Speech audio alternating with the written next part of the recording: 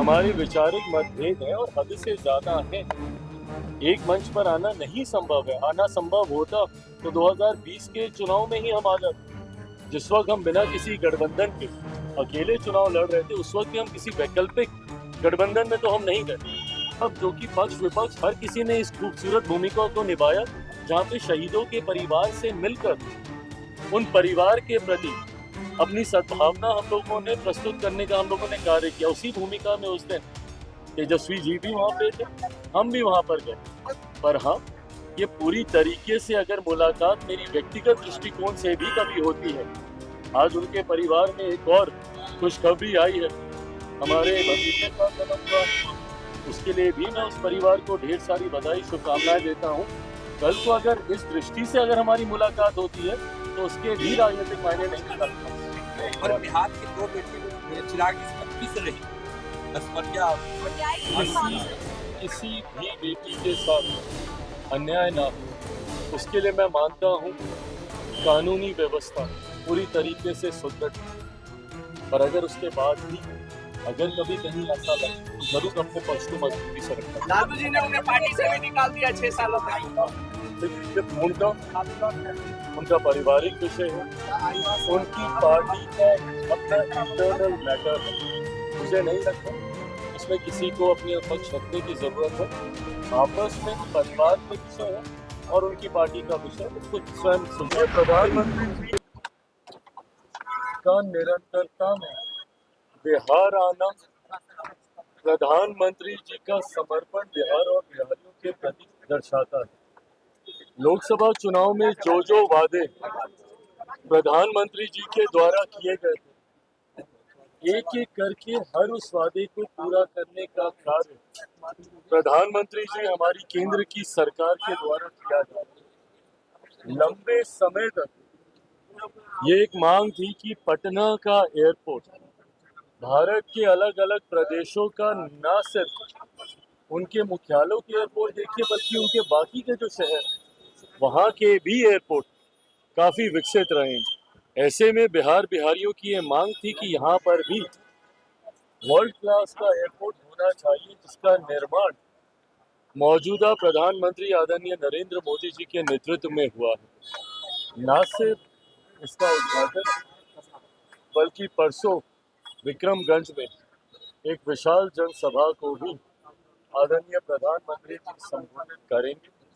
और जैसा मैंने कहा कि जो वादे प्रधानमंत्री जी और हम लोगों ने लोकसभा में किए थे, विधानसभा चुनाव आते आते तक हर उस वादे को पूरा करने का कार्य हमारी केंद्र की सरकार के द्वारा किया जाएगा। और विधानसभा में हम लोग एक नए लक्ष्य के साथ बिहार को एक विकसित राज्य बनाने की सोच के साथ, उस लक्ष्य के साथ हम लोग आगे बढ़ेंगे। अगला 5 साल प्रधानमंत्री जी के नेतृत्व में डबल इंजन की सरकार जो बिहार को परिणामों के बाद मिलेगी, वो अगले 5 साल बिहार के लिए गोल्डन एरा के तौर पे होंगे, एक स्वर्णिम काल के तौर पर होंगे, जिसमें सही मायनों में बिहार एक विकसित राज्य बनने की ओर अग्रसर है। यादव जी को लेकर जो प्रकरण फिलहाल बिहार में चल रहा है और पूरे देश में इसकी चर्चा हो रही है, लालू जी ने उन्हें पार्टी से भी निकाल दिया 6 सालों तक। देखिए, ये पूर्णतः उनका पारिवारिक विषय है, उनकी पार्टी का अपना इंटरनल मैटर है। मुझे नहीं लगता इसमें किसी को अपने पक्ष रखने की जरूरत है। आपस में परिवार के विषय है और उनकी पार्टी का विषय वो खुद स्वयं और बिहार की दो बेटी चिराग इसमें पिस रही ऐश्वर्या और न्याय की किसी भी बेटी के साथ अन्याय ना हो, उसके लिए मैं मानता हूँ कानूनी व्यवस्था पूरी तरीके से सुदृढ़।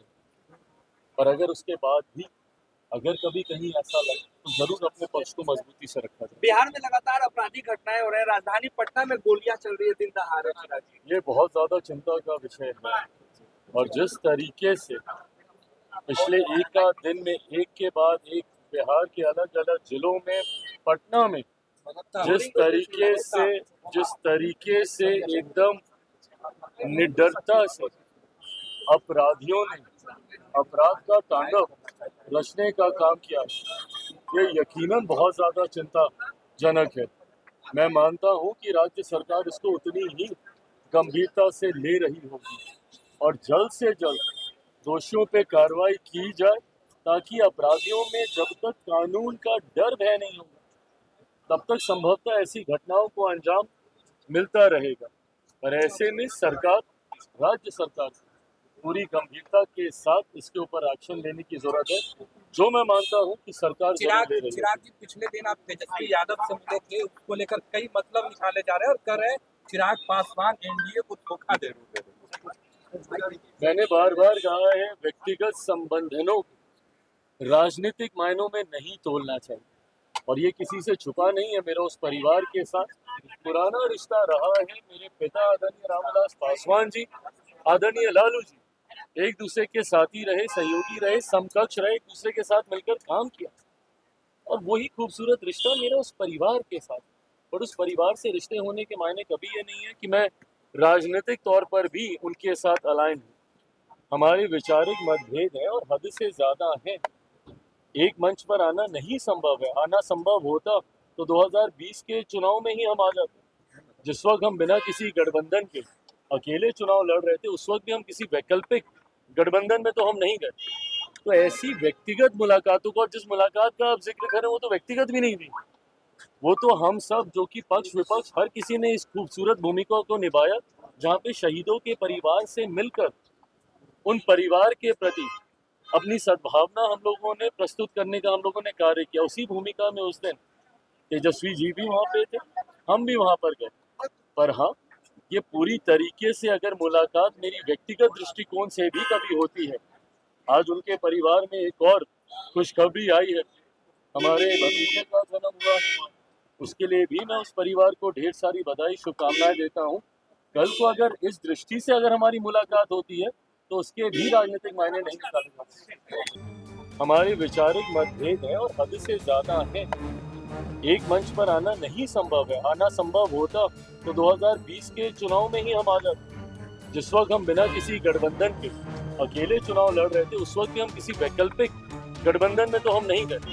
अब जो कि पक्ष विपक्ष हर किसी ने इस खूबसूरत भूमिका को निभाया, जहाँ पे शहीदों के परिवार से मिलकर उन परिवार के प्रति अपनी सद्भावना हम लोगों ने प्रस्तुत करने का हम लोगों ने कार्य किया। उसी भूमिका में उस दिन तेजस्वी जी भी वहाँ पे थे, हम भी वहाँ पर गए। पर हाँ, ये पूरी तरीके से अगर मुलाकात मेरी व्यक्तिगत दृष्टिकोण से भी कभी होती है, आज उनके परिवार में एक और खुशखबरी आई है, हमारे भतीजे का जन्म हुआ है, उसके लिए भी मैं उस परिवार को ढेर सारी बधाई, शुभकामनाएं देता हूँ।